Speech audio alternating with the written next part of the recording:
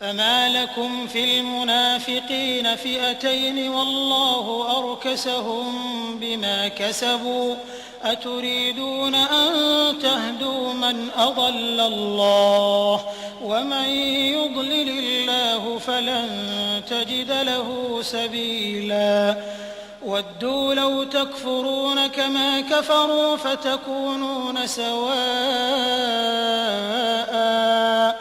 فلا تتخذوا منهم أولياء حتى يهاجروا في سبيل الله فإن تولوا فخذوهم وَاقْتُلُوهُمْ حيث وجدتموهم ولا تتخذوا منهم وليا ولا نصيرا إلا الذين يصلون إلى قوم بينكم وبينهم ميثاق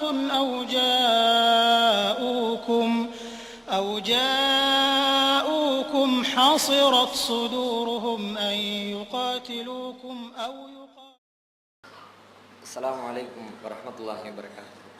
பெருமதிப்பிற்கும் மரியாதைக்கும் உரிய எல்லாம் வல்ல அல்லாஹ்வின் நல்லடியார்களே, அருமை பெரியோர்களே, தாய்மார்களே, சகோதர சகோதரிகளே,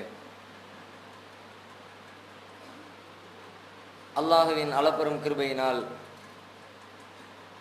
அவனது மார்க்கத்தினை கற்றுக்கொள்ள வேண்டும் என்ற பேரார்வத்தோடு ஓராண்டு காலம் இந்த கல்வி சாலையிலே தங்கி பாடம் பயின்று தாம் கற்ற மார்க்கத்தினுடைய அறிவு ஞானங்களை இன்னும் வருங்காலத்திலே தாம் வெளியில் சென்று கற்க இருக்கிற மார்க்க சிந்தனைகளை மக்கள் மத்தியிலே எடுத்து சொல்லிட வேண்டும் என்ற அந்த உயர்ந்த நோக்கத்திற்காக வேண்டி இன்றைய தினம் இந்த கல்வி சாலையிலிருந்து வெளியிலே புறப்பட்டு செல்லுகிற மாணவ மாணவியர்களும் அவர்களை இந்த மார்க்க கல்வியினை கற்றிட வேண்டும் என்ற உயர்ந்த நோக்கத்திலே இங்கே கொண்டு வந்து சேர்த்து அவர்களை படிக்க வைத்த அவர்களின் பெற்றோர்களும் கலந்திருக்கிற ஒரு நல்லது ஒரு சபையிலே நாம் இப்பொழுது கூடி அமர்ந்திருக்கிறோம். இந்த தருணத்தில் பெற்றோர்களின் கடமைகளும் பிள்ளைகளின் பொறுப்புகளும் என்ற தலைப்பினை எனக்கு வழங்கியிருக்கிறார்கள்.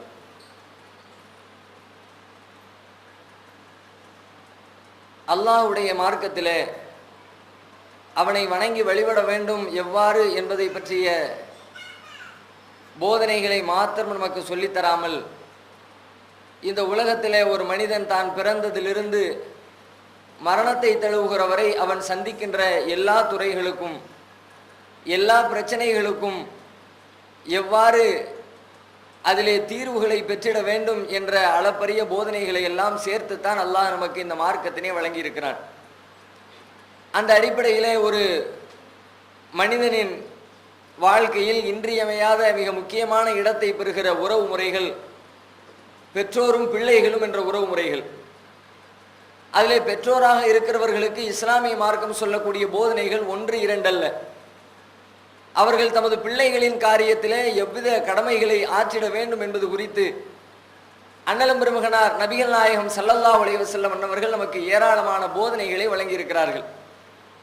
அதிலே மிக தெளிவாக ஒரு தடவை சொல்லுகிற பொழுது, குல்லு மௌலூதின் யூலது அலல் ஃபித்ரா, உலகத்திலே பிறக்கிற எந்த குழந்தைகளாக இருந்தாலும் எல்லா குழந்தைகளுமே இஸ்லாம் என்ற இயற்கை நெறியிலேதான் அல்லாஹ்விற்கு கட்டுப்பட்டு அவனை வணங்கி வழிபடக்கூடிய நல்ல இயற்கை உணர்வோடு தான் உலகத்திலே பிறக்கிற எல்லா குழந்தைகளும் பிறக்கின்றன.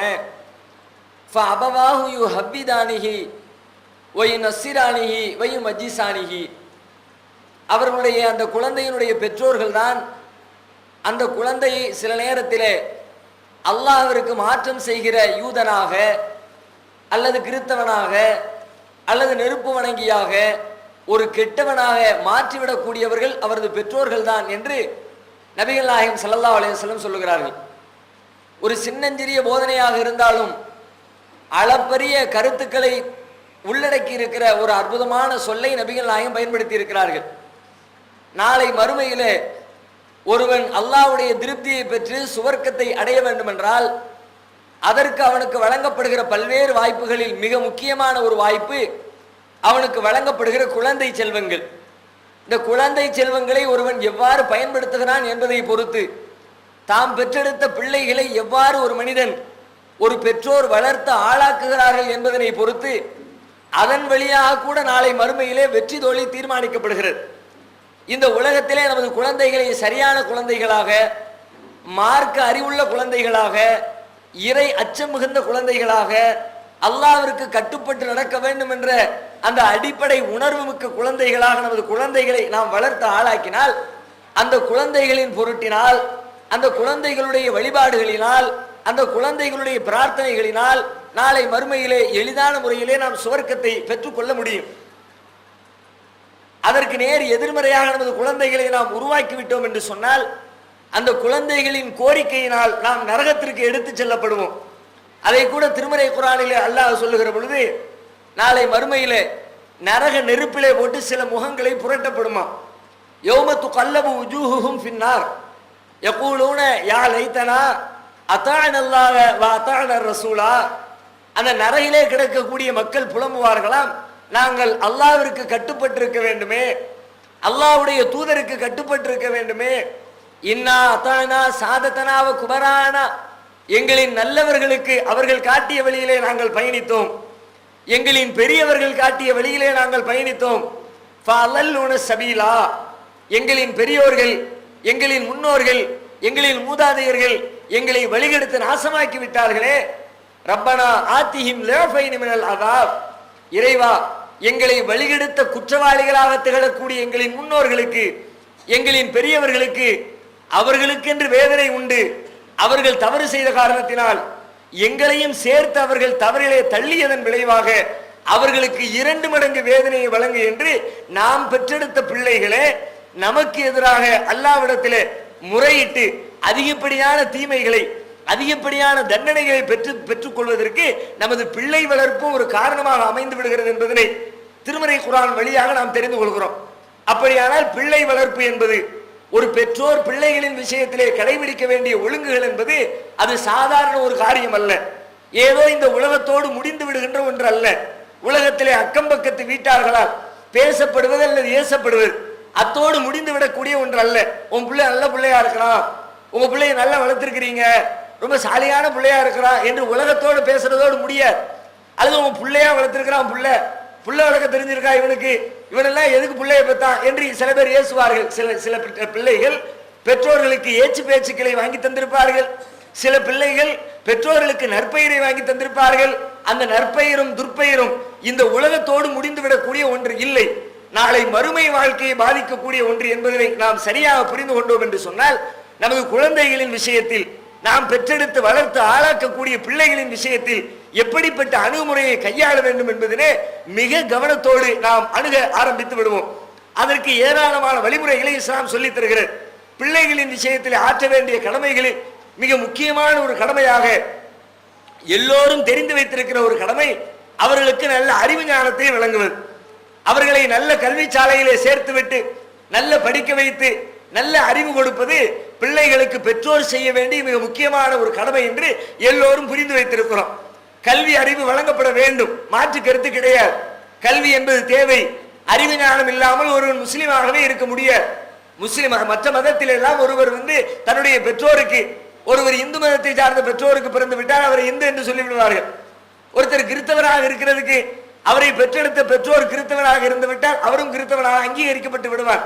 ஆனால் இஸ்லாத்தை பொறுத்த வரைக்கும் நான் முஸ்லீம் என்று அல்லாஹ்வுடைய பதிவேட்டிலே பதிவு செய்யப்பட வேண்டும் என்று சொன்னால், என்னுடைய பெற்றோர் முஸ்லீமாக இருந்தால் மாத்திரம் போதாது, நான் இஸ்லாத்தை பற்றி அறிந்திருக்க வேண்டும், இஸ்லாம் குறித்து தெரிந்திருக்க வேண்டும். இஸ்லாத்தை பற்றி உண்டான அறிவு ஞானம் இல்லாமல் நான் முஸ்லீமாக இருக்க முடியாது என்று இஸ்லாம் சொல்கிறது. முதலிலே ஒருவன் முஸ்லீமாக வாழ்வதற்கு அதற்கு அடிப்படை இஸ்லாம் குறித்த அறிவு, திருமறை குறித்த அறிவு, இறைவன் குறித்த அறிவு, நபிகள் நாயகத்துடைய போதனைகளை பற்றி உண்டான அறிவு. அறிவு தான் ரொம்ப அடிப்படைங்கிறதுல யாருக்கும் மாற்று கருத்தே கிடையாது. அறிவு அதற்கு தான் இன்றைய பெற்றோர்களில் பெரும்பாலானவர்கள் அதிகம் அக்கறை காட்டுகிறார்கள், தம்முடைய பிள்ளைகளுக்கு அறிவு ஞானத்தை வழங்குவதற்கு.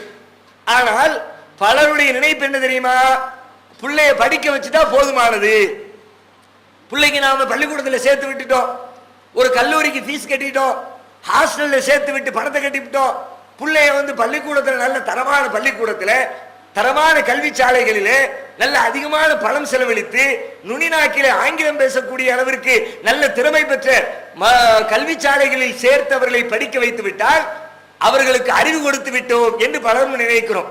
கல்வி சாலையில் சேர்த்து விட்டால் அது அறிவு கொடுத்ததாக அர்த்தமா? அப்படி பார்த்தால் இன்றைக்கு யாருமே அறிவை கொடுக்கவே இல்லை. கல்வி சாலையிலே சேர்ப்பதுதான் அறிவுக்கு அடிப்படை என்று சொன்னால், ஒரு அறிவு எப்படி இருக்க வேண்டும், அறிவு பெற்றவன் எப்படி இருக்க வேண்டும், ஒரு அறிவாளியினுடைய வாழ்க்கை எப்படி இருக்க வேண்டும், அப்படித்தான் இந்த படிப்பு படித்தவர்களின் வாழ்க்கை இருக்கிறதா? பெரும் பெரும் படிப்பு படிக்கிறார்கள், பெரிய பெரிய பட்டங்களை பெறுகிறார்கள். இங்க வாங்குற பட்டத்திலிருந்து வெளியில இருக்கிற மற்ற மற்ற கல்லூரிகளில் பெறக்கூடிய பட்டங்கள் வரைக்கும் எந்த பட்டத்தை எடுத்துக்கங்க, நிறைய பட்டம் வாங்கியவர்கள், நிறைய படித்தவர்கள் உண்மையிலே அறிவாளிகளாக இருக்கிறார்களா என்று சொன்னால் யாருமே அறிவாளியா இல்லை. அறிவுங்கிறது என்ன செய்யணும் என்று சொன்னால், அறிவு என்பது முதலிலே பணிவை தர வேண்டும். ஒரு காரியத்தை நான் அறிகிறேன் என்று சொன்னால், ஒரு செய்தியை நான் இப்பொழுது முதன் முதலாக இன்றைக்கு தான் தெரிந்து கொள்கிறேன் என்று சொன்னால், அறிவு என்பது எனது அறியாமையை வெளிச்சம் போட்டு காட்டக்கூடிய ஒன்று. இவ்வளவு நாள் எனக்கு இது தெரியலையே. அறிவுங்கிறது என்னன்னா, இன்னைக்கு நான் அறிந்து கொண்டேன் என்று சொன்னால், வாட்சை ரிப்பேர் பண்றது எப்படி இன்னைக்கு நான் தெரிஞ்சுக்கிட்டேன். இன்றைக்கு நான் இதை பற்றி தெரிந்தால், நேற்று வரைக்கும் இது குறித்து நான் அறியாமையில் இருந்திருக்கிறேன். நேற்றைக்கு வரைக்கும் என்னன்னு தெரியல.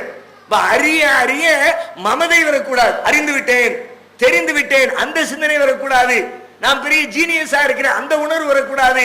நான் அறிய அறிய நான் இது குறித்து தெரியாமல் இருந்திருக்கிறேனே, நேற்று வரைக்கும் இந்த விஷயம் எனக்கு தெரியலையே, அந்த விஷயம் தெரியலையே, அதை பத்தி படிக்கலையே, இதை பத்தி படிக்கலையே என்று சொல்லி நாம் படிக்கக்கூடிய அறியக்கூடிய ஒவ்வொரு அறிவு ஞானமும் நம்முடைய அறியாமையை வெளிப்படுத்தக்கூடியதாக, இது குறித்து இவ்வளவு மூடனாக இத்தனை நாட்கள் எனது வாழ்க்கையை நான் கடத்தி இருக்கிறேன் என்று சொல்லி அறியாமையை உணர்வதற்கு தான் அறிவு அவசியம்.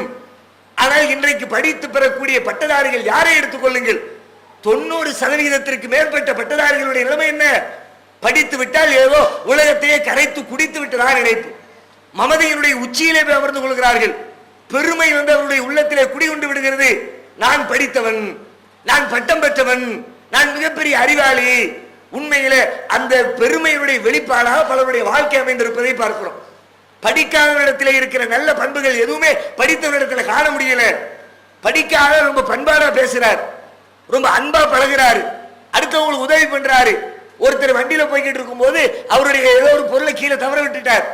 படிக்காத பாமரன் என்ன செய்யறார், ஓடி போய் வண்டியில இருந்து இறங்கி டூ வீலரை நிப்பாட்டி ஆஃப் பண்ணி திரும்ப ஆன் பண்ணி சாமானை ஏற்றி வச்சுட்டு உட்கார்றதுக்கு அவர் கஷ்டமா இருக்கும் என்பதை தெரிந்து கொண்டு நாம பக்கத்துல சும்மாதானே நிக்கிறோம், கீழே உளுந்து கிடக்கிற தூக்கி கொடுப்போமே, யாரு செய்யறா?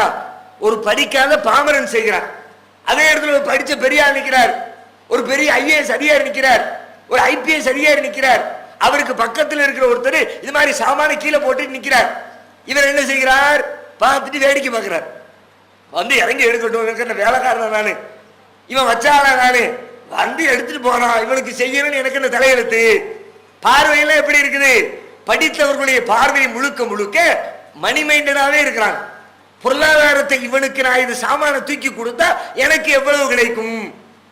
பணத்தை மையமாக வைத்து படிக்கிறார்கள். அது பணத்தை கொடுக்கிறது, பண்பாட்டை கொடுக்கல, அன்பை கொடுக்கல, பரிவை கொடுக்கல, பக்குவத்தை கொடுக்கல. உண்மையில எது பண்பாட்டை கற்றுக் கொடுக்கவில்லையோ, எது அன்பை போதிக்கவில்லையோ, எது மனிதனை பக்குவப்படுத்தவில்லையோ அந்த படிப்பு உண்மையிலே படிப்பல்ல. அது பொருளாதார தேவைக்காக நீங்கள் செய்து கொண்ட ஏற்பாடு, உங்களுடைய பெருமைக்காக நீங்கள் செய்து கொண்ட ஏற்பாடு. அறிவுக்காக நீங்கள் செஞ்சீங்களா என்று சொன்னால் அறிவுக்காக அப்படிப்பட்ட ஆள் யாரும் செய்யல. உலகத்துல இப்படி கண்ணுக்கு முன்னாடி தெரியுது. ஒரு ஆள்கிட்ட போய் நம்ம வழி கேட்கிறோம், இந்த வீட்டுக்கு எப்படி போறது? பெருநகர வாழ்க்கையில போய் பாருங்க, படிக்காத கிராமத்து மக்கள் அதிகமாக வாழக்கூடிய 2 ஊருக்கு போங்க, எங்க பார்த்தாலும் படிச்சவனா இருக்கலாம், எங்க பார்த்தாலும் எம்பிபிஎஸ், எங்க பார்த்தாலும் பி இன்ஜினியர், எங்க பார்த்தாலும் எம்டெக் முடிச்சிருக்கான், பெரிய பெரிய படிப்பு படித்த பட்டதாரிகள் அமர்ந்திருக்கிறார்கள். அந்த சபையில போய் நீங்க ஒருத்தர் இடத்துல முகவரி கேளுங்க, இந்த வீட்டுக்கு எப்படி போறது, அட்ரஸ் எப்படி போறது? சில பேர் சொல்லுவான், சில பேர் ஏற்குமான சென்னை மாதிரியான ஊர்ல போய் கேட்டீங்கன்னு வச்சுக்குவோம், நேர வலது பக்கத்துல இந்த பக்கம் இருக்கு ரூட்டு, நேர இங்கிட்டு போமா, நேர் எதிர் திசையில கை காட்டும். அங்க போய் முட்டி அங்க எவனையாவது ஒருத்தரை பார்த்து திரும்ப அங்கிருந்து கிளம்பி வரணும். பல பேருடைய நிலைமை இப்படி எல்லாம் இருக்குது. படிச்சவன் என்ன செய்யறாரு, பலரு உட்கார்ந்துகிட்டே ரூட்டு போட்டு மேப்பு போட்டுலாம் காட்டுவாங்க. சில பேர் இப்படி போய் ரைட்ல போய் லெஃப்ட்ல திரும்பி அங்கிருந்து ஃபர்ஸ்ட் ஒரு கட்டிங் வரும், அதுல முதல் வீடு இப்படி எல்லாம் சொல்லுவாங்க. பாமரர்களை போய் பாருங்கள், படிக்காத இடத்துல போய் கேளுங்க, கிராமத்துல அட்ரஸ் அந்த வீட்டுக்கா போகணும், யார் இந்த சாமி ஐயா வீட்டுக்கா போகணும், கூட்டு கையோட கூட்டி கொண்டு போய் வீட்டு வாசலிலே இறக்கி விட்டு வரக்கூடிய பண்பாடு படித்தவனிடத்திலே இருக்கிறதா படிக்காதவனிடத்திலே இருக்கிறதா? யாரு படிக்கலையோ அது மாதிரி ஆட்கள் இப்படி எல்லாம் செய்யறாங்க. மெத்த படித்தவர் மேதாவி மாதிரி நடந்துக்கிறார், அது தேவையில்லை. அதான் சொல்லி போக வேண்டியதானே. வேற மெனக்கிட்டு உங்களை கொண்டு போய் வீட்டு வாசல்ல கொண்டு விடுவாங்களாக்கும், வாழைப்பழத்தை உரிச்சு கொடுத்தா தான் திம்பாராக்கும், கையில கொடுத்தா உரிக்க தெரியாதோ என்றெல்லாம் லாஜிக் பேசுவார்கள், தத்துவம் பேசுவார்கள், தர்க்கம் பேசுவார்கள். உண்மையில இந்த தர்க்கம் அவனுக்கு இந்த படிப்பு அந்த தர்க்கத்தை தந்திருக்குது, பண்பாட்டை தரல. வெளியில உள்ளவன் படிச்ச படிப்பு அப்படின்னா நம்ம மக்கள் படிச்ச படிப்பு எப்படி? நம்மள பக்குவப்பட்ட பலரும் வெளியில எப்படி சில பேர் பக்குவப்பட்டவர்கள் இருக்கிறார்களோ அது மாதிரி நம்மிலும் இந்த மார்க்க ரீதியான அறிவு ஞானத்தை பெற்று செல்கிறார்களே இவர்களிலேயும் பக்குவப்பட்டவர்கள் உண்டு. ஆனால் பெரும்பாலும் பக்குவப்பட்டவர்களா இருக்கிறார்களா? நிலைமை எப்படி இருக்குது? இங்கேயும் உள்டாவத்தான் இருக்கு. இங்கேயும் 90% 10% அந்த கணக்கு தான் இருக்கு. வெளியில எப்படி 90% படிச்சவன் கெட்டு போயிருக்கிறானோ, பெருமையில மமதையில வெறி பிடிச்சு அலைகிறானோ, அது மாதிரி இங்க எப்படி நம்ம ஆலிம் ஓதியாச்சு. நம்ம எத்தனை வருஷம் ஓதிருக்கோம்? ஒரு வருஷம்ல 365 நாள்ல உட்கார்ந்து படின்னு படிச்சு கிளின்னு கிழிச்சிருக்கோம்ல, பேப்பரை பூரா குரானை பூரா. வெளியில போயாச்சுன்னா அப்படி ஒரு விதமான என்னத்தையோ எல்லாவற்றையும் கரைத்து குடித்து விட்டதை போன்ற ஒரு பெருமித உணர்வு நம்மில் பலருடைய உள்ளத்துல. இங்க முடிச்சாச்சுன்னா பல பேர் இங்க மூட்டை கட்டுறதான். இங்க பள்ளிக்கூடத்தை விட்டு வெளியில போகும்போது கல்லூரியை முடித்து பட்டத்தை வாங்கி கொண்டு அது வரைக்கும் புரட்டிய புத்தகங்கள் எல்லாம் வீட்டுல போய் பரன்லதான் இருக்கும். மற்ற புத்தகம் எப்படி பரனுக்கு போகுது? பிளஸ் 2 படிச்சாச்சு, முடிஞ்சிச்சு, எக்ஸாம் எழுதியாச்சு. பிளஸ் 2 படிச்சு முடிச்சவர் என்ன பண்ணுவாரு? அடுத்த காலேஜுக்கு சேர்றதா மத்த எதுக்கும் சேர்றதா அது எப்படி இருக்கட்டும், முதல்ல இதை கொண்டு போய் எடைக்கு போட்டு ஒரு 2 ரூபாய் வாங்கி கடல் மிட்டாய் தின்னுட்டு போயிடுவார். அடுத்து நமக்கு அவனுக்கு உபயோகம் இல்லை. பிளஸ் 2 படிச்சவனுக்கு, 10th படிச்சவனுக்கு, 8th படிச்சவனுக்கு ஒவ்வொரு வீட்லயும் நீங்க பாத்திருப்பீங்க தானே. உங்க வீட்லயே உங்க புள்ள 8th படிச்ச புள்ள போன வருஷம் 8th படிச்சான், இந்த வருஷம் 9th படிக்கிறான். அவன் கையில என்ன புக் இருக்குது? போன வருஷம் படிச்ச புத்தகம் இருக்குமா? ஒன்னு பக்கத்து வீட்டுக்காரனுக்கு உதவிக்காக கொடுக்கப்பட்டிருக்கும், அல்லது பேப்பர் வெளியில பழைய பேப்பர் பொறுக்கிறவன் தூக்கி இடைக்கு கொடுக்கப்பட்டு பேரிச்சம்பளம் வாங்கி திங்கப்பட்டிருக்கும். ஏதோ ஒரு விதத்துல அது முடிஞ்சு போச்சு, இனிமே அதுக்கு நமக்கு சம்பந்தம் இல்லைன்னு ஒதுங்கி கொள்கிறார்களே, அதே மாதிரி நம்மளும் படிச்சாச்சு, எல்லாத்தையும் உள்ள ஏத்தியாச்சு, இனிமே துறக்க தேவையில்லை, அப்படியே தூக்கி கொண்டு போய் பரல்ல ஏற சொருகிற வேண்டியது. படித்த மாதிரியான ஒரு பெருமித உணர்வோடு மற்றவர்களை பார்க்கிற பொழுது ஒரு இழிவாக பார்ப்பது. நாங்க படிச்சு ஏதாவது ஒன்று சொல்லுவார், ஆலிம் சாமார்ட்ட இருக்கு திமிர் இருக்குத, மற்ற எவன்ட்ட எந்த படிப்பு படிச்சோட்டு இவன்ட்ட இருக்கு திமிர் இல்லவே இல்லை. ஆலிம் சார் போய் நிக்கிறவன் இந்த பொதுவாக அறிவுங்கிறது திமிர தருது. சாதாரணமா உலகத்துல தறிக்கட்டு போனவன் பல பேர் இருக்கிறான், பணத்தால நாசமா போனவன் இருக்கிறான். நான் தான் பெரிய பணக்காரன், என்ன மிஞ்ச ஆள் இல்லை அப்படி பெருமை அடிக்கிறவன் இருக்கிறான். நான் தான் பெரிய பலசாலி, என்ன மாதிரி பயில்வா யார் இருக்கிறா, தூக்கிட்டோம்ல 250 கிலோ அப்படி ஒரு மூச்சுல பெருமை அடிக்கிறவன் இருக்கிறான். நான் பெரிய அழகி, உலகத்திலே என்னதான் பெரிய அழகியா தேர்ந்தெடுத்திருக்கான்னு சொல்லிவிட்டு போடுற பூசிக்கிட்டு இருக்கிற அது மாதிரி பொம்பளை பெருமை அடிக்கிறவர்கள் இருக்கிறாரோ. இப்படி ஏதோ ஒரு விதத்துல பணத்திலே, அழகிலே, பலத்திலே, திறமையில பல விதத்துல பெருமை அடிச்சு நாசமா போறவ இருந்தால் கூட இந்த அறிவான நாசமா போறவன் இருக்கிறானே அவன் தான் ஜாஸ்தி. பணத்தில இருக்கிறவனுக்கு இருக்கிற பெருமையை விட, அழகிகளுக்கு இருக்கிற பெருமையை விட, பலசாலிக்கு இருக்கிற பெருமையை விட இந்த அறிவாளிக்கு இருக்கிற பெருமை இருக்குத. கொஞ்சம் சரக்கு விவரம் இருந்துச்சுன்னா மண்டக்கணமும் சேர்ந்துதான் இருக்கும். பேச்சு வழக்குல சொல்லும். நிஜமா அறிவு இருந்தா என்ன செய்யணும்? நிஜமான அறிவு மண்டக்கணத்தை இல்லாமல் ஆக்கணும், அதுதான் அறிவு. ஆனா பழக்கத்துல எப்படி இருக்குது? கொஞ்சம் விவரமா இருக்காருல்ல, அதனாலதான் மண்டக்கணமும் சேர்ந்து இருக்குது. செய்தான் எடுத்துக்கங்க, அவன் பெரிய அறிவாளியான இல்லையா? அறிவாத்தனை பேசுனா பெருசா அல்ல இடத்துல சஜிதா செய்யணும் சொன்னா அல்ல சஜிதா செய்யணும் சொன்ன உடனே மலக்குமார்கள் சஜிதா செய்யறாங்க ஆதமுக்கு. இவன் செஞ்சானா? செய்யல. அல்லாஹ் கேட்கிறான், மா மனாக்க அன் தஸ்ஜுத லிமா ஹலக்து பி யதைய, எனது கரத்தால் படைத்த ஆதமுக்கு சஜிதா செய்வதை விட்டு முன்னை தடுத்தது எது? ஏன்டா அப்படி உட்கார்ந்து இருக்கிற, செய்ய வேண்டியதுடா. அவன் என்ன பதில் சொன்னா? அவன் லாஜிக் பேசுறா. ஹலக்தனி மின் நார் வ ஹலக்தஹு மின் தீன், என்னை நீ நெருப்பால் படைத்தாய், அவரை நீ மண்ணால் படைத்தாய், நெருப்பு தான் உயர்ந்தது, மண் தான் தாழ்ந்தது. அப்படியே பட்டிமன்றத்தில் பேசுற மாதிரி அல்லாஹ் முன்னாடி மூதையை பேசிக்கிட்டு இருக்கு. நாசமாயிடுச்சா? எதனால் கெட்டு போச்சு? இந்த அல்லாவே அப்படிதான் சொல்றான், இஸ்தக்பர, நீ பெருமை அடிக்க தேடுகிறாய், பெருமை வந்துருச்சு உன் உள்ளத்துல, இனிமே நீங்க இருக்க முடியாது. அப்ப பள்ளிக்கூடத்துல கல்வி சாலையில பணம் கட்டி பிள்ளைய சேர்த்து விட்டு படிச்சுட்டு வந்தா பிள்ளைக்கு அறிவு வந்துடும் நினைக்க கூடாது.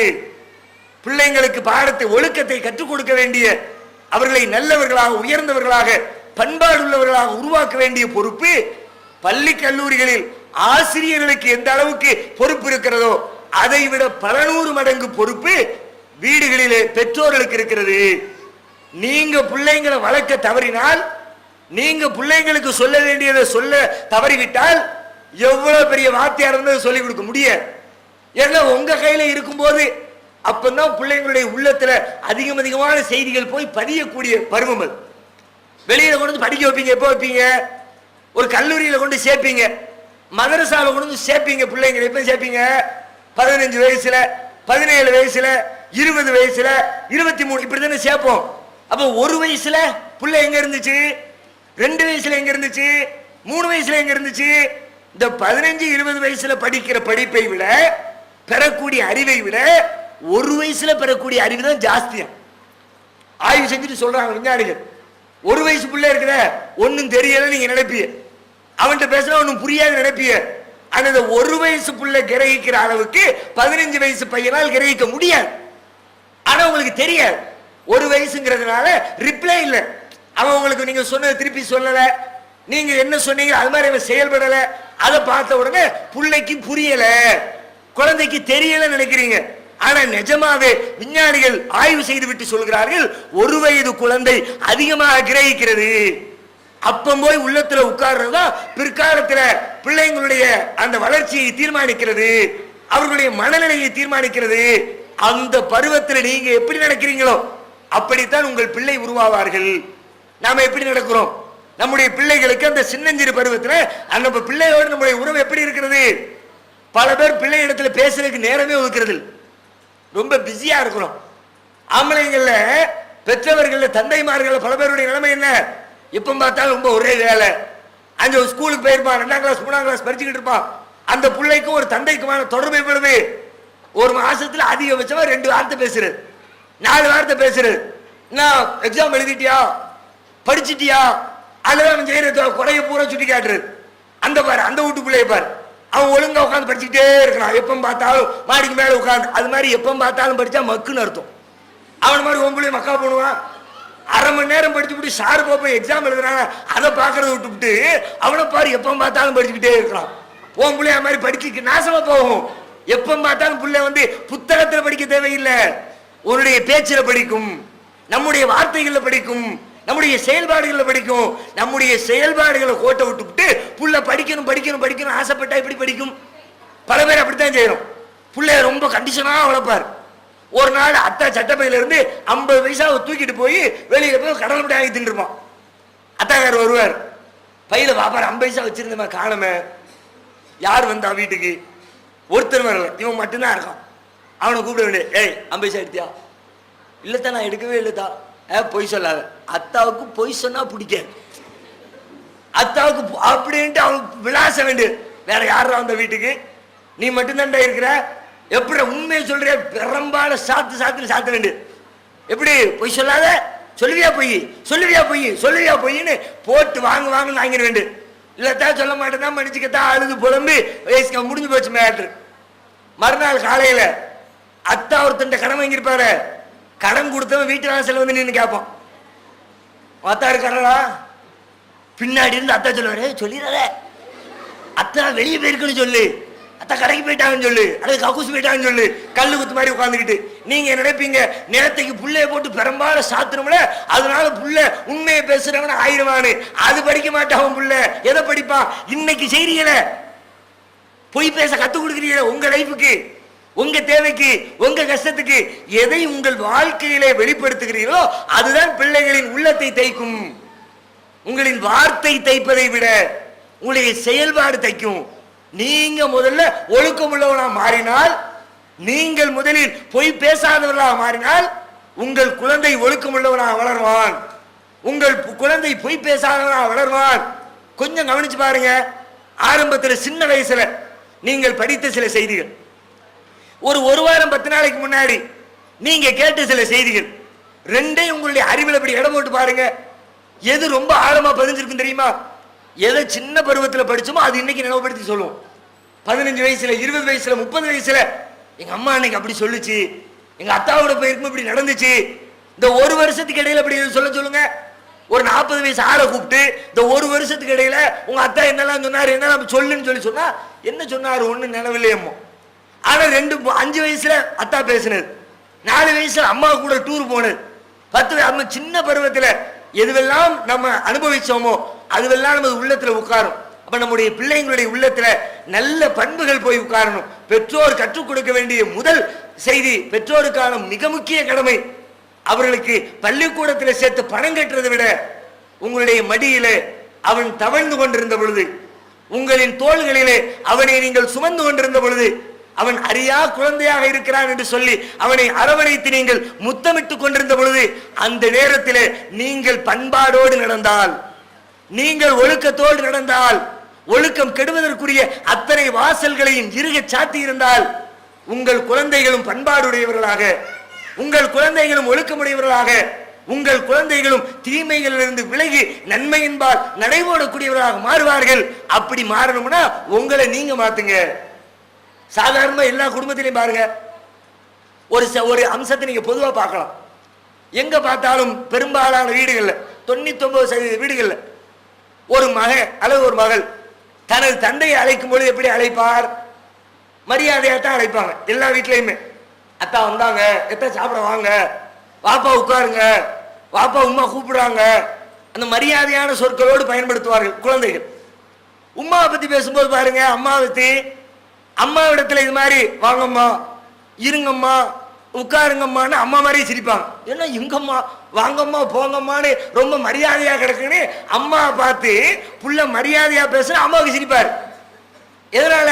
அப்படி பிறந்ததுல இருந்து புள்ள எப்படி பழகுது? வாமா போமா உட்காருமா போமா, ஏதோ சொன்னா போமா அம்மா, அவ்வளவுதான். அது மரியாதை கிட்ட வார்த்தை தான், அப்படிலாம் நினைக்க மாட்டோம். சின்னதுல இருந்து இப்படியே பழக்கம். எதனால? தந்தையை மரியாதையோடு அழைக்கக்கூடிய குழந்தை தனது தாயை மரியாதையற்ற வார்த்தைகள், அதுக்காண்டி மரியாதையை குறைக்கணுன்றதுக்காண்டி இல்லை, அப்படி ஒரு வார்த்தை மரியாதை குறைவு என்று நாம் எதை கருதி கொண்டிருக்கிறோமோ அந்த வார்த்தையில தாயை பேசுறதுக்கு என்ன காரணம்? கொஞ்சம் யோசிச்சு பாருங்க. அந்த குடும்பம் தான், கணவன் மனைவி தான் காரணம், தாய் தந்தை தான் காரணம். தாய் என்ன பண்றா? தந்தை கணவனை பார்த்து பேசுறான், புள்ள வீட்டுல உட்கார்ந்து இருக்கிறான், புள்ளைய புருஷனை பார்த்து பேசும்போது எப்படி பேசுறா? புருஷன் வாங்க கூப்பிடுறது இல்லை, உட்காரு அங்க போ இங்க சொல்றது இல்லை, வாங்க உட்காருங்க இருங்க ஏங்க என்னங்க ஒரே இங்க போட வேண்டியது. அம்மாக்காரி யாரை பார்த்து இங்க போடுறாலோ புள்ளையும் அதே ஆளை இங்க போடு. புருஷன்காரர் என்ன பண்றாரு? பொண்டாட்டியை பார்த்து வா உட்காரு போ, அதை எடுத்துட்டு வா இதை எடுத்துட்டு வா வா போ. அத்தாக்காரர் அம்மா எப்படி கூப்பிடுறாரு? வா போன்னு. அப்ப இந்த பார்ட்டியை வா போன்னு கூப்பிடணும், அந்த பார்ட்டியை வாங்க போங்கன்னு கூப்பிடணும். குழந்தைகளுடைய உள்ளத்துல இதான பதியுது. வேற எதனால புள்ள பேசுது? நீங்களா சொல்லி கொடுத்தீங்க? இங்கன்னு சொல்லும்போது அம்மா பார்த்து இங்கன்னு தொலைச்சு போடணும்னு சொன்னீங்க. பிள்ளை இயல்புல அப்படி பேசுது. காரணம் என்ன? குடும்பத்துல எதை பார்க்குதோ அதுதான் பிள்ளைங்களுடைய வாழ்க்கையில பிரதிபலிக்கும். அப்ப குடும்பத்துல ஒழுக்கத்தை கற்றுக் கொடுப்ப நீங்கள் ஒழுக்க சீரா ஆளுங்க. முதல்ல குழந்தைக்கு முன்னாடி பழகும் பொழுது, குழந்தைக்கு முன்னாடி பேசும்போது ஒழுக்கத்தை வெளிப்படுத்தக்கூடிய, பண்பாடுகளை வெளிப்படுத்தக்கூடிய சொற்கள், செயல்பாடுகள், நடைமுறைகளை நீங்கள் கடைபிடித்தால் உங்கள் குழந்தை அதற்கு தகுந்தாற் போன்று நடக்கும். இன்னைக்கு எப்படி இருக்குது? இன்றைக்கு இருக்கிற நம்முடைய இளைய சமுதாயத்தினுடைய நிலைமை எப்படி இருக்குது? சீரழிஞ்சு சின்ன பின்னமாயிரு. ஒரு 30 வருஷத்துக்கு முன்னாடி, ஒரு 40 வருஷத்துக்கு முன்னாடி நம்முடைய சமூகத்திலே கட்டி காக்கப்பட்ட ஒழுக்க விழுமியங்கள் இன்றைக்கு காற்றிலே பறக்க விடப்பட்டிருக்கிறது. ஒரு காலத்தில் ஆண் பெண் தவறுகள் இருந்துச்சு, எல்லா காலத்திலும் இருந்துச்சு. மனுஷன் இன்றைக்கு தோன்றினாலும் அன்றிலிருந்து ஆண் பெண் என்ற உறவு இருக்கிறது, பாலியல் சிந்தனை இருக்கிறது, அதிலே நேரான முறையில தமது உணர்வுகளை தீர்த்து கொள்ளக்கூடியவர்களும் இருக்கிறார்கள், அதுல தப்பு செய்யக்கூடியவங்களும் இருக்கத்தான் செய்யறாங்க. எல்லா காலத்திலும் இருக்கு.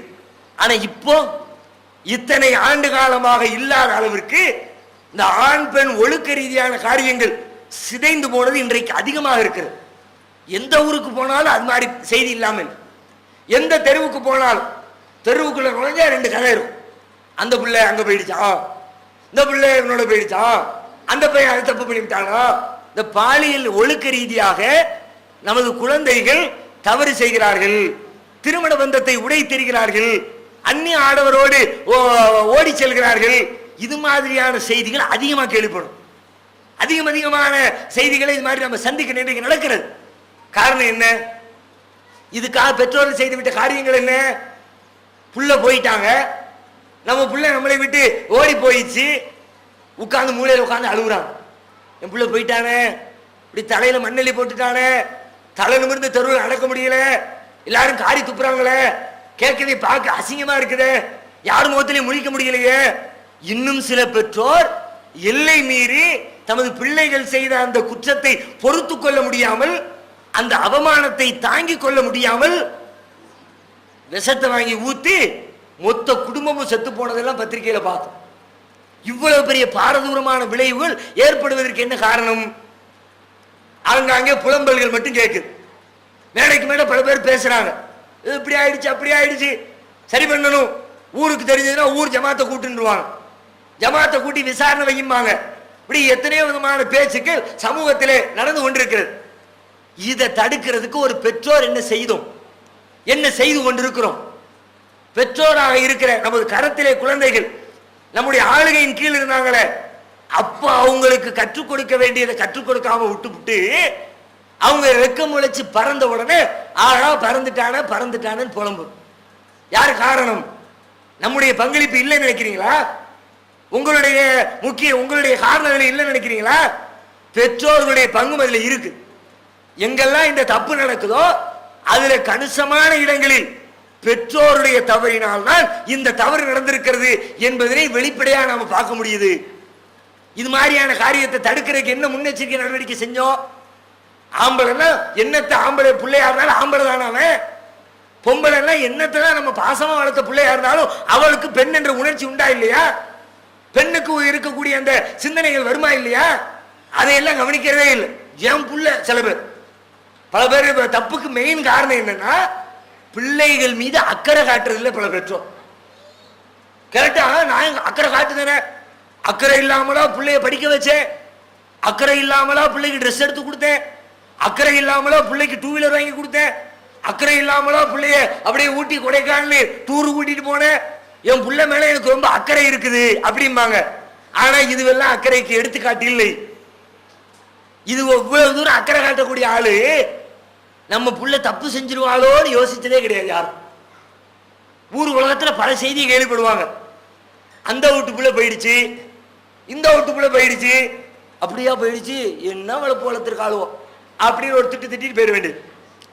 சரி, நமக்கும் அந்த வயசுல ஒரு பொண்ணு இருக்கிறாளே, நமக்கும் அந்த வயசுல ஒரு பையன் இருக்கிறானே, அந்த வீட்டுக்குள்ள பொண்ணு போனது மாதிரி நம்ம வீட்டுக்குள்ள பொண்ணு போயிடக்கூடாது அப்படின்னு என்றைக்கா யோசித்திருக்கிறாங்களா என்று சொன்னால் பல பேர் இப்படி நம்ம புள்ள அப்படி செய்ய மாட்டான் எழுதி கொடுத்துருக்கான் உங்களுக்கு.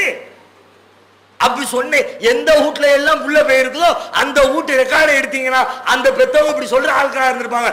என் புள்ள அப்படி கிடையாது, என் புள்ள அப்படி கிடையாதுன்னு நினைச்சா பிள்ளைய பத்தி கவலைப்பட மாட்டீங்க, அக்கறை எடுக்க மாட்டீங்க, கண்காணிக்க மாட்டீங்க. தப்பு செய்யக்கூடிய வாசல் எங்க இருக்குது அதை அடைச்சு வைப்போமே என்ற நினைப்பு உங்களுக்கு வராது. எப்போ என் புள்ள அப்படி கிடையாதுன்னு நினைச்சா, என் பிள்ளையும் புள்ள தானே, அவன் அழி கிடையாது, அவன் 9 கிடையாது, அவன் ஆம்பளை தானே, அவன் பொம்பளை தானேன்னு நீங்க நினைச்சா இது எங்கெல்லாம் இந்த ரூட் இருக்குது, எங்கெல்லாம் இந்த வாசல்ல தப்பு செய்யறதுக்கான வாசல் திறந்திருக்கு அது பாப்பீங்க. பாக்குறோமா? இன்னைக்கு எத்தனை வாசல்கள், நாமே வழியை திறந்து கொடுத்த வாசல்கள் எத்தனை. நம்ம புள்ள அறியாத வயசுல போய் விழுந்துட்டாங்களோ அது ஒரு விதம்.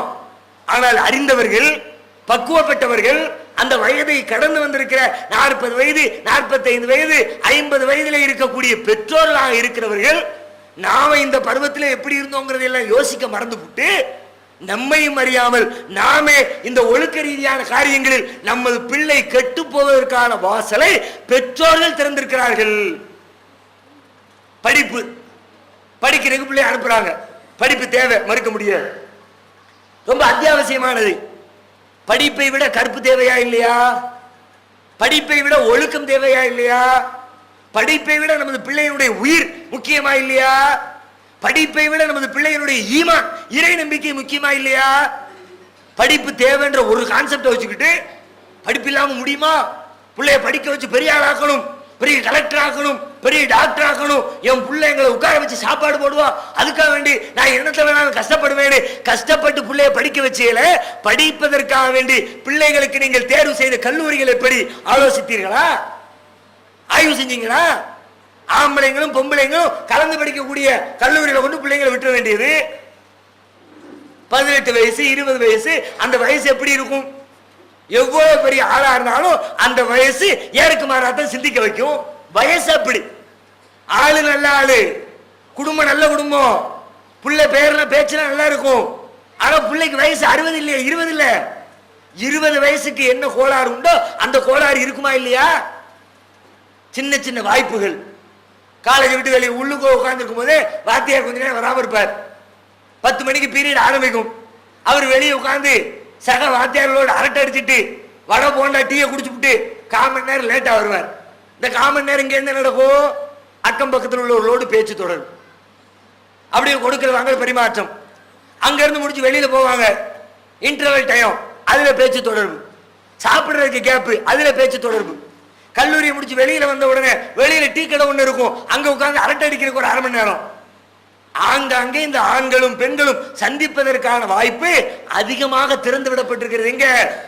ஆண்களும் பெண்களும் சேர்ந்து படிக்கக்கூடிய கல்லூரிகளில் போய் பாருங்க. நீங்க எங்க வேணாலும் போங்க, ஆம்பளை பிள்ளைங்களும் பொம்பளை பிள்ளைங்களும் சேர்ந்து படிக்கிற மாதிரியான வாசல் திறந்திருக்கக்கூடிய எந்த இடமாக இருந்தாலும் அங்க 2 வீலர்ல 2 பேரும் சேர்ந்து வரக்கூடிய காட்சி இல்லாமலே இருக்கு. 2 பொம்பளை பிள்ளைங்க மட்டும் இல்ல, 2 ஆம்பளை பிள்ளைங்க மட்டும் இல்ல, ஒரு பையனும் ஒரு பொண்ணும் சேர்ந்து சேர்ந்து வருவான். ஒரு 50 பேர் படிச்சா ஒரு 15 பேராவது 2 ஜோடி ஜோடியா வர்ற காட்சியை பார்க்கிறோம். நல்லா தெரியுது, ஜோடியா நடத்தப்படக்கூடிய பள்ளி கல்லூரிகளில் இதுக்கான வாய்ப்பு இருக்குது. புள்ள கெட்டு போயிருவான், ஆசை வார்த்தை காட்டுவான், சிரிச்சு பேசுவான், வீட்டில் எப்ப பார்த்தாலும் திட்டி இருப்பீங்க. அது ஒரு பெரிய மைனஸ். பல பல பிள்ளைங்க தலைமுறைக்கு இன்னொரு முக்கிய காரணம் என்ன? வீட்டுக்குள்ள எப்ப பார்த்தாலும் பெரிய சிஐடி ஆபீசரா தான் இருப்பாங்க. அம்மாவும் அத்தாவும் அதை செய்யாத, அவங்க போகாத, அதை திங்காத, டீ போடாத, அதை பண்ணாத, எப்ப பார்த்தாலும் அவன் செய்யற தப்புக்கு பின்னாடியே போய்கிட்டு இருக்கு. அந்த பிள்ளைக்கு எப்படி சொன்னாங்க? அது மாதிரி இன்னைக்கு சொல்லுங்க. அந்த பிள்ளைக்கு வண்டி எடுத்துட்டு போய் நேரில் போய் சொன்னாங்க, சொல்லுங்க, அவசரம் தானே. வீட்டில் பாட்டி மௌத்தாயிட்டா எப்படி சொல்றது? பாட்டி மௌத்தானது எவ்வளவு முக்கியமான மேட்ரு. இந்த மேட்ரை போன்ல தான் சொல்லுவியா? நேரில் போய் பிள்ளைய கூட்டிட்டு வர வேண்டாம்? நேரில் போய் அல்லது காலேஜுக்கு போன் இருக்க தானே செய்யும். எந்த காலேஜாவது போன் இல்லாத காலேஜ் இருக்குதா? காலேஜுக்கு டைல் பண்ணுங்க, நம்பர் அடிங்க. இது மாதிரி இந்த செக்ஷன்ல இந்த இதுல படிச்சுக்கிட்டு இருக்க இந்த பிள்ளையினுடைய உறவினர்களுக்கு இப்படி ஆயிடுச்சு, அனுப்பி வைங்க சொல்லுங்க. அதையெல்லாம் சொல்றது இல்லை. வழி இருக்குது, வழியை பூரா அப்படியே கண்ணை மூடிக்க வேண்டியது, வழி இல்லாத மாதிரி. பூனை வந்து தலையை கவுத்துக்குச்சுன்னா உலகமே இருட்டாயிடுச்சுன்னு நினைக்குமான்னு சொல்லுவாங்க அந்த கதையில. நீங்களா ஒரு கற்பனை பண்ணிக்கிட்டு பிள்ளைங்களுக்கு கெட்டு போறதுக்கான வாசல் செல்போன். பிள்ளைய கான்டாக்ட் பண்றதுக்கு யார் கான்டாக்ட் பண்ணா? கொஞ்சம் கவனிச்சு பாருங்க, எத்தனை பேர் கான்டாக்ட் பண்ணி இருக்கிறாங்க. யாரும் செல்போன் வாங்கி கொடுத்து 1 வருஷம் ஆயிருக்கும். ஒரே ஒரு தடவையாவது வாங்கி கொடுத்த பெத்தவங்க பிள்ளையோடு செல்போன்ல பேசியிருப்பாங்களான்னா பேசிருக்க மாட்டாங்க. ஆனா பிள்ளை 24 மணி நேரம் பேசும். பிள்ளை பேசிக்கிட்டே இருக்கும். அப்பங்காரன் பேசல, அம்மாக்காரி பேசல, அண்ணங்காரன் பேசல, மாமங்காரன் பேசல, தாத்தா பேசல, பாட்டி பேசல. ஆனா பிள்ளை எப்ப பார்த்தாலும் ஒரே போன்ல உட்காந்துருக்கு. என்ன காரணம்? யோசிக்க வேண்டாமா? எதுக்கு ஒரே பேச்சு? யாரு பேச்சு? என்ன நம்பர்? எங்க இருந்து வந்துச்சு? என்ன பேசுறா? அப்ப பேசுற ஆளு யாரு? பிள்ளை டிமிக்கி கொடுக்குற வயசு தேவையில்லாம செல்போனை வாங்கி கொடுத்து பிள்ளைக்கு கெட்டு போறதுக்கு வாசலை திறக்க வேண்டியது. அங்கிட்டு ஸ்கூல்ல தொடர்பு ஏற்படும். நம்பரை கொடுத்தாச்சா அவங்க 2 பேரும் அப்படியே தனிமையில நைட்டு 12 மணிக்கு கக்கூசில் உட்காந்து பேச்சு சேர்த்தங்க. நைட் 12 மணிக்கு அப்படி பேசுற அளவுக்கு இம்பார்ட்டன்ட் மேட்டர் என்ன? 12 மணிக்கு பேசுற மேட்டரா இருந்தா பதட்டத்தோடு கூடிய மேட்டரா இருக்கும். 12 மணி தூங்கிட்டு இருக்க நேரத்தில் ஒருத்தர் போன் வந்துச்சுன்னா எதுக்கு போடுவான்? சாப்பிட்டீங்கன்னு கேட்கறாங்க போடுவான். எப்படி தூக்கம் வருதான்னு கேட்கறாங்க போடுவான். ஏதாவது ஆத்திர அவசரம் ஆக்சிடென்ட் அப்படி ஆயிடுச்சு இப்படி ஆயிடுச்சு உடனே கிளம்பி வா, அதுக்கு தானே போடுவான். இப்போ 1 மணி நேரம் உட்காந்து சாவகாசமா கக்கூசில் உட்காந்து பேசிக்கிட்டு இருக்கிறிய. கவனிச்சிங்களா? நீங்க கவனிக்கிறது இல்லை. இப்ப செல்போனை கொடுத்து பிள்ளைங்களுக்கு எடுக்கிறோம். இன்னும் பல பேர் என்ன பண்றோம்? அக்கம் பக்கத்து வீடுகள்ல அல்ல சொல்றான், சில பேர் சில குழந்தைகள் உங்களை அண்டி வளருவாங்க. குழந்தை பருவத்தில் அப்படியே வளர்ந்து வருவாங்க. நீங்க தூக்கி வளர்த்திருப்பீங்க. ரொம்ப சின்ன பிள்ளையா இருந்திருப்பான். ஆனா அந்த சின்ன பிள்ளை வளர்ந்து வளர்ந்து வளர்ந்து வருவாங்கல்ல. சின்ன பிள்ளையா இருக்க மாட்டாங்கல்ல. உங்களுக்கு 20 வயசா இருக்கும் போது அந்த பிள்ளைக்கு வந்து அவனுக்கு ஒரு 2 வயசு வச்சுக்கோமே. நீங்க 30 வயசா இருக்கும் போது அவன் 10 வயசு ஆயிரும். நீங்க 35 வரும்போது அவன் 15 ஆயிரும். நல்ல விவரமான ஒரு வாலிபனா வந்துருவான். பெரும்பாலான குடும்பத்துல அக்கம் பக்கத்து வீடுகள்ல இது மாதிரி சின்ன வயசுல ஒரு குழந்தையோடு தொடர்பு ஏற்பட்டுச்சுன்னா பக்கத்து வீடு மேல வீடு கீழே வீடு, அவன் 40 வயசு ஆளா இருந்தாலும் அந்த 20 வயசுல எப்படி இந்த பெண்ணோடு வந்து பேசுவானோ பழகுவானோ இருப்பானோ அதே மாதிரி தொடர்புகள்லாம் தொடர்ந்து நீடிக்கிறது. அல்லாஹ் சொல்றான் எவ்வளவு ஹுலும், அவங்க வந்து அந்த பருவத்தை அடைகிற வரைக்கும் தான் நீங்க அவங்களோடு நெருக்கமா இருக்கிறதுலாம். அதுக்கு பிறகு நீ வளர்த்து எடுத்து ஆளாக்கின பிள்ளையா இருந்தாலும் அவன் வேற பிள்ளைனா வேற பிள்ளை தான். உன் சொந்த பிள்ளை சொந்த பிள்ளை, பக்கத்து வீட்டு பிள்ளையா தான் டீல் பண்ணணும். பல பேர் பண்றது இல்லை. நம்ம கண்ணெழுதுல பார்க்க வளர்ந்த பிள்ளை இவனை போட்டு திரைக்கு அப்பால நிப்பாட்டி விடுறதா, இவனை போட்டு வீட்டு வாசல்ல வச்சுக்கிட்டே கேள்வி கேட்டு அனுப்புறதா. நம்ம வீட்டுல தின்ன பிள்ளை, இவனுக்கு நான் ஊட்டி விட்டுருக்கிறேன், இவனுக்கு நான் வந்து எல்லா சேவையும் செஞ்சு விட்டுருக்கிறேன். இந்த பிள்ளைய போட்டுக்கிட்டு மற்ற பிள்ளைங்களை மாதிரி மற்ற ஆட்களை மாதிரி டீல் பண்ண முடியுமான்னு அடுப்படி வரைக்கும் வந்துட்டு போவான். சரி, நீங்க மட்டுமா இருக்கிறீங்க வீட்டுல, உங்களுக்கு வயசு வந்து ஒரு பொண்ணு இருக்கும்ல, அந்த பொண்ணு கூட உட்காந்து பேசிட்டு இருப்பான். பார்த்து கண்டுக்கான பல பேர். பக்கத்து மேல விட்டு பையன், நல்ல பையன், ரொம்ப தங்கமான புள்ள, பையனா இல்லை அதை பாருங்க, புள்ள தங்கமான புள்ளதான், புள்ள யோக்கியமான புள்ளதான். ஆனால் தனிமை வந்து விட்டால், வாலிப வயசு வந்துருச்சுன்னா அது தேவையில்லாத கோளாறு செய்யும்னு அது புரிய வேண்டாமா ஒருத்தனுக்கு? அதை கவனிக்கிற மேல விடு சின்ன விடு மாமா மாமி, மாமான்னு சொன்னோன்னு மாமா ஆயிடுவானா, மாமின்னு சொன்னவன் நிஜமா நீங்க மாமி ஆயிருவீங்களா? யாரு மாமா யாரு மாமி? சொந்த மாமா தான் மாமா, சொந்த மாமி தான் மாமி. சும்மா பேச்சுக்கு மாமான்னு கூப்பிட்டவனு மாமா ஆயிட மாட்டான், மாமின்னு கூப்பிட்டவனு மாமி ஆயிட மாட்டாங்க. அப்போ ஆம்பளை பிள்ளைங்க வளர்ந்த பிள்ளைங்க இருப்பாங்க, வளர்ந்த பொம்பளை பிள்ளைங்க இருப்பாங்க. வீட்டுக்குள்ள பக்கத்து வீட்டுக்கார பிள்ளைய சகஜமா உள்ள உழவ வேண்டியது, கடைசியில் ஒரு நாள் தலையில துண்டை போட்டு ஆள வேண்டியது. அவன் நல்ல பிள்ளைன்னு விட்டேனே வீட்டுக்குள்ள, நான் தூக்கி எடுத்து வளர்த்த பிள்ளைன்னு விட்டேனே வீட்டுக்குள்ள, இப்படி நாசம் பண்ணி விட்டானே, பண்ணத்தான் செய்வான். அதான வயசு, அதை யாரும் யோசிக்கிறது இல்லை. இப்ப இது மாதிரி பல விஷயங்கள்ல இந்த வாசல்களை அடைத்து வைப்பதில் நாம் செய்யக்கூடிய தவறு, நமது பிள்ளைகளை நாமே அறியாமல் நமது பிள்ளைகளை வழிகெடுத்து பாலியல் ரீதியான தவறுகளை தள்ளிவிட்டு அவர்களை நாசமாக்குவதற்குரிய வேலைகளை நாம செஞ்சுக்கிட்டு இருக்கிறோம். பள்ளிக்கூடத்துக்கு அனுப்பி விடுவோம், அனுப்பி விடும்போது ஆட்டோவுக்கு பேசி விட்டுருவார். டெய்லி ஒருத்தன் வருவான், ஆட்டோ வந்து கூட்டி கொண்டு போய் கல்லூரியில் விட வேண்டியது. டெய்லி ஒத்த ஆளா வந்துட்டு ஒத்த ஆளா கொண்டு பிள்ளைய விட்டுட்டு வருவான். எத்தனை நாளைக்கு தான் பேசாம உங்கனா கட்ட மாதிரி இருப்பாங்க? பேசத்தானே செய்வாங்க. முடிஞ்சு போச்சு, டிரைவரோட போயிட்டாரு, எலக்ட்ரீஷியனோடு போயிட்டாரு, கடையில வேலை பார்க்குற பையன் வீட்டுக்கு சாமான் அனுப்பி விடுவாங்க. டெய்லி ஒரே பையன் அனுப்பிவிட வேண்டியது. சின்ன பையன் தானே, 12 வயசுல இருப்பான் பையன், சின்ன பையன் தானே, வீட்டில் போய் சாமான் வாங்கிட்டு வந்துடுறான், வீட்டில் அக்காட்ட போய் டீ வாங்கிட்டு வந்துடுறான், அங்கே போய் இந்த சாவி வாங்கிட்டு வந்துடுறான், அப்படி அனுப்ப வேண்டியது. அதுக்கப்புறம் ஒரு நாள் அக்காவோட அவன் போயிருப்பான். அதுக்கு இங்கே கிடந்து கூப்பாடு. இது எல்லாம் வழி.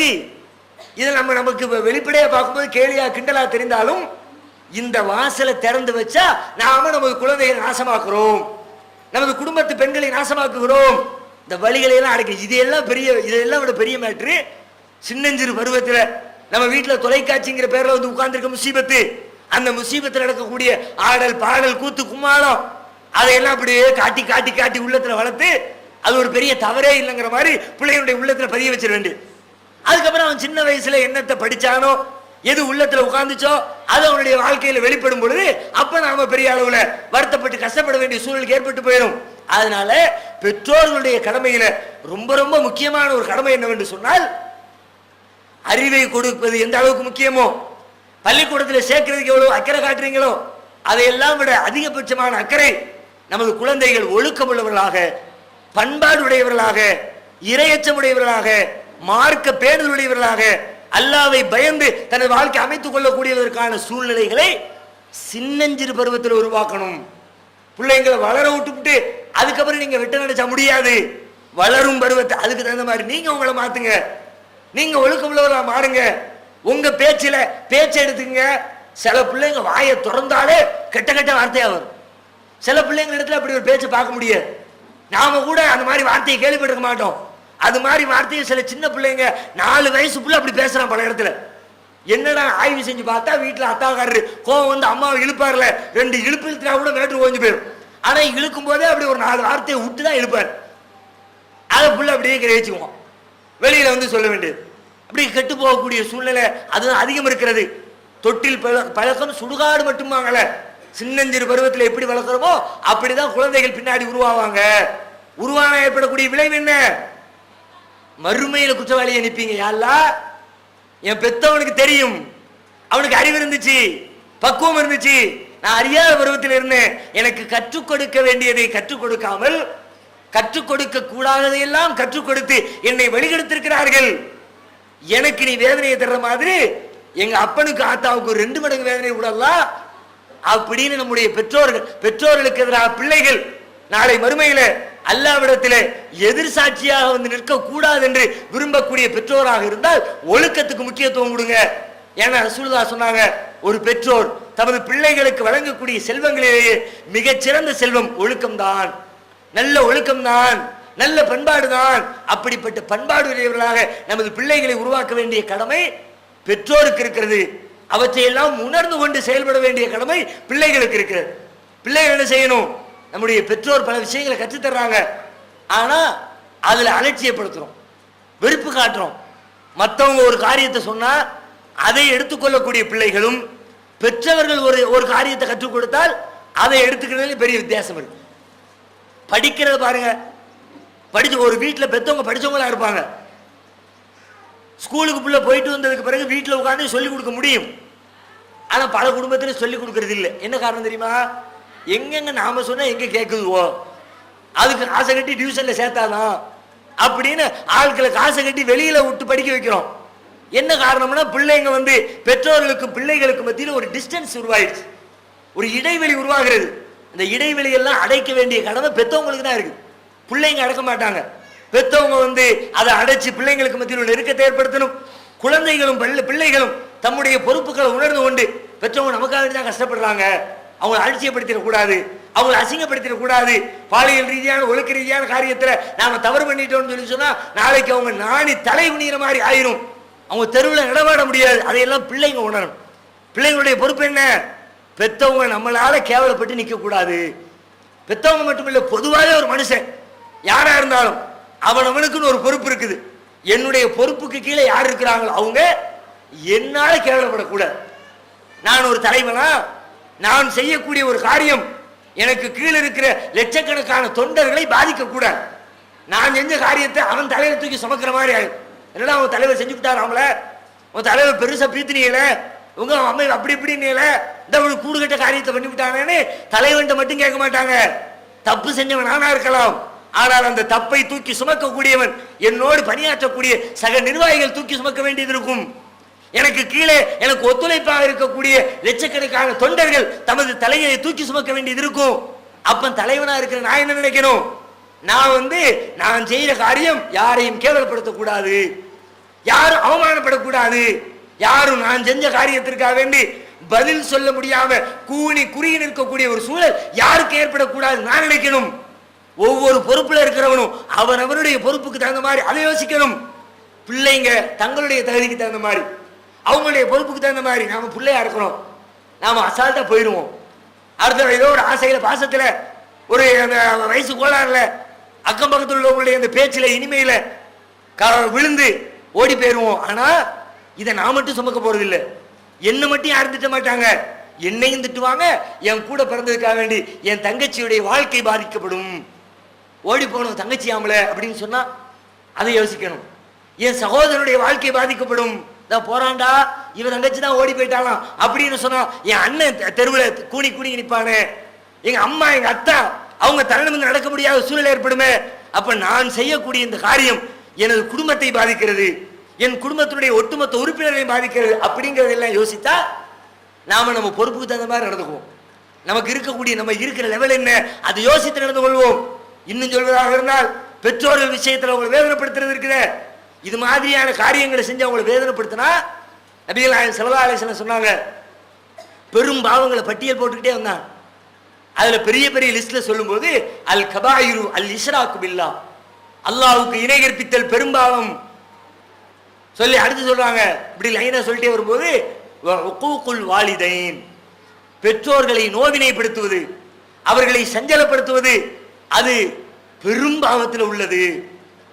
இன்னும் சொல்றாங்க ரசூலுல்லாஹ், லஅனல்லாஹு மன் லான வாலிதஹு, யார் தனது பெற்றோரை சபிக்கிறானோ அல்லது சபிப்பதற்குரிய காரணங்களை ஏற்படுத்தி கொடுக்கிறானோ அவனை அல்லாஹ் சபித்து நாசமாக்கட்டும் அப்படின்னு கூட ரசூல் ஸல்லல்லாஹு அலைஹி வஸல்லம் சொல்றான்.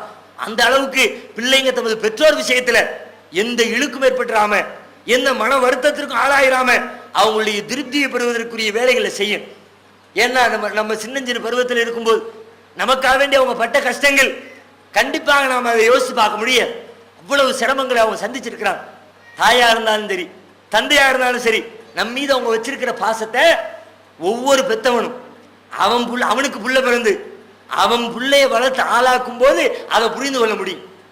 கல்யாணம் முடியறதுக்கு முன்னாடி ஒரு 18 வயசுல இருக்கிறவன் தன்னுடைய பெற்றோருடைய பாசத்தை நிஜமா புரிய முடியாது. ஒரு 20 வயசுல இருக்கிறவன் உண்மையாகவே தன்னுடைய பெற்றோருடைய பாசத்தை நேசத்தை புரிய முடியாது. அவனுக்கு கல்யாணம் ஆகி அவனுக்கு ஒரு புள்ள பிறந்து அந்த பிள்ளைய கொஞ்சம் படிக்க வச்சு அவனை வளர்த்து பருவத்தை ஏற்படுத்தி வரக்கூடிய ஒரு 40 வயசு அளவுக்கு ஒரு மனுஷன் வரும்போது அப்ப நிஜமாவே நல்லவனா இருந்தா, அல்லாஹ்வுடைய அச்சமுள்ளவனா இருந்தா, 40 வயதுல வரக்கூடிய ஒவ்வொரு பெற்றோரும் தன்னுடைய பெற்றோரை பத்தி அப்பதான் நினைக்க முடியும். 20 வயசுல கண்டிப்பா நீங்க நினைக்க முடியாது. 30 வயசுல சாத்தியமே இல்லை. நீங்க குழந்தை பெற்றெடுத்து அந்த குழந்தையை நீங்க தூக்கி வளர்த்து அந்த குழந்தைக்காக வேண்டி நீங்க கஷ்டப்பட்டு அந்த குழந்தையினுடைய முகத்துல நீங்க முத்தமிட்டு அந்த குழந்தைக்கு ஒரு கஷ்டம் என்று வந்த உடனே நீங்க அதை மார்புல தூக்கி போட்டு மருத்துவமனைக்கு ஓடி அந்த நேரத்தில் யோசிச்சு பாருங்க, இப்படித்தானே நம்ம பெற்றவங்க நம்மளை வளர்த்திருப்பாங்க. அப்பதான் உணர முடியும். எந்த ஒரு மனிதனும் தன்னுடைய பெற்றோருடைய தியாகங்களை உணரும் பொழுது தான் தனது பிள்ளைகளுக்கு செய்யக்கூடிய தியாகங்களை செய்யக்கூடிய நேரத்தில் உணர்ந்து பார்க்க முடியும். அதனால தான் அல்லாஹ் கூட அதை சொல்லி காட்டுறான். ஒரு மனுஷன் அவனுடைய பெற்றோருக்கு அவன் உபகாரம் செய்யணும்னு நாம விதிச்சிருக்கிறோம். ஏன் தெரியுமா?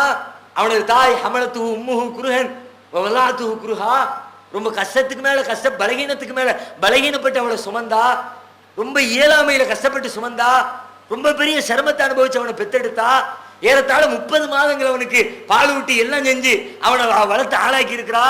ரொம்ப பெரிய சிரமத்தை அனுபவிச்சதுனால அவனுக்கு நாம உபகாரம் செய்யணும்னு கட்டளையிட்டு இருக்கிறோம்.